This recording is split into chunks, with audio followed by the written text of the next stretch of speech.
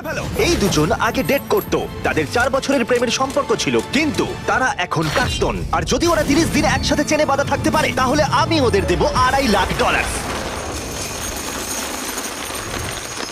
তোমাদের কতদিন আগে ব্রেকআপ হয়েছে? 3 বছর আগে। ও আমার সাথে ব্রেকআপ করেছিল। আচ্ছা, হ্যাঁ, ও ঠিকই বলছে। আমি তোমাদের কোনো জোর করছি না, কিন্তু একবার হ্যান্ডকাপ পরা হয়ে গেলে এই চ্যালেঞ্জটা কিন্তু শুরু হয়ে যাবে।